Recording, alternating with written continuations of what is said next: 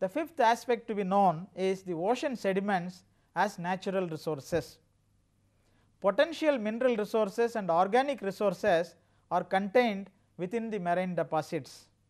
The only problem is the high cost involved in the exploitation of these marine resources. Some are exploited and a few are being explored even now. One of the primary resources explored from the oceanic bottoms is the oil resources. Nearly 1/3 of the world's oil comes from offshore fields in our oceans.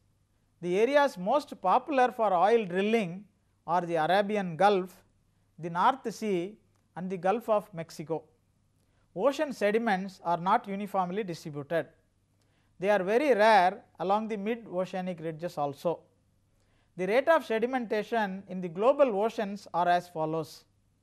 In the deep ocean floors, it is 0.5 to 1 centimeter per 1000 years. In the continental margins, it is 10 to 50 centimeters per 1000 years.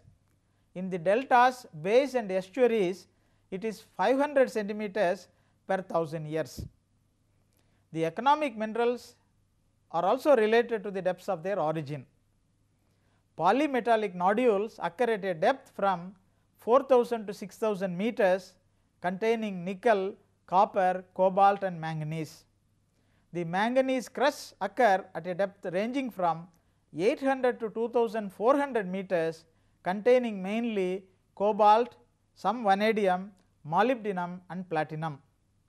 The sulphide deposits occur at a depth ranging from 1400 to 3700 meters containing copper, lead, zinc and some gold and silver. Diamonds are also mined from the seabeds. There are two predominant forms of mineral extraction followed in the mining operations of oceans. One is the continuous line bucket system and the other one is the hydraulic suction system. The continuous line bucket system is the preferred method of nodule collection from the ocean floors. Deep sea mining is a relatively new mineral retrieval process that takes place on the ocean floor. Ocean mining sites are concentrated around large areas of polymetallic nodules or active and extinct hydrothermal vents at about 1400 to 3700 meters below the ocean's surface. The deposits are mined using either hydraulic pumps or bucket systems that take these ores to the surface. The rising demand for precious metals in Japan, China, Korea and India has pushed these countries in search of new resources and sources of economic mineral deposits from the ocean floors. Now the interest has recently shifted towards the hydrothermal vents as the source of metals instead of scattered nodules. Marine waters are also under serious threats by other human activities.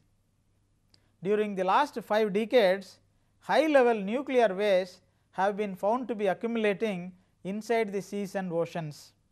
These are mainly due to the production of nuclear weapons and power generations. Global mining in the deep seas raises a lot of questions about the environmental damages they create to the surrounding areas. Experts are also apprehensive about this removal of parts of the ocean floor materials. This will result in giving much disturbances to the benthic layer, then increased toxicity of the water column and also the sediment plumes from tailings. Removing parts of the sea floor disturbs the habitat of the benthic organisms depending upon the type of mining and also the location, and they may cause permanent disturbances also.